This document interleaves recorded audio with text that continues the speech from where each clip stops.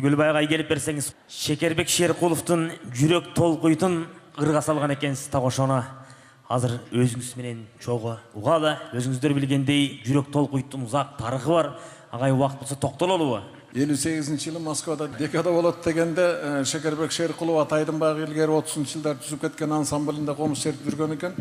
Кетеріне бір күн қалғанда келіп айтышыптыр, ақсақал сіз ич еткенсіз, ертең барбайсыз Москваға деп. Анан Шекеңдің бір Айкөлдің тұқымымын деп. Ошол сен барбайсың дегенде азырқы біз барыбыз тарынат элек. Шекең болса эчтеке болбойт дейт. Ушундай бир сөз бар болчу. Эчтеке болбойт. Ошо менен калып калат. Анан күнүгө радиону угат, Москвага жеттиби, жеткен жокпу. Анан жетти дегенди укканда дейт, аябай толкундандым дейт. Шекем өзү айтып атпайбы? Ушундай толкундандым, ушу кичекей кыргыздар дейт. Тетиги Сталин жашап аткан Москвага жеткен мен үчүн дейт, кандай сыймык. Анан нары басып, бери басып, толкундап атып, анан кийин кайрыктар келе баштады дейт. Анан күү чыгардым дейт. Жүрөк толкуйт деген күү чыгардым дагы, өзүм акчама билет алып туруп Москваны көздөй учтум дейт. Каяка барарын да билбейт экен да. Андан да кызыгы, аэропорттон, самолеттон чыгып эле туруп калыптыр, каяка басарын билбей. Анан ошондо бир бою узун, чачы барпайган, көзү жүлжүйгөн бир жигит басып келип сурады дейт, каяка баратасыз?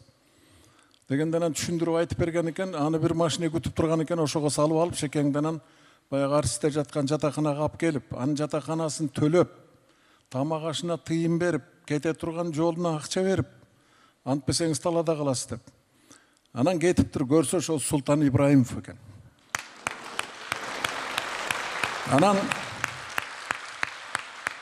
кишинин дарбагы ыраазы болсун. Анан ал Шекем комузчуларга үйрөтөт жүрөк толкуйту.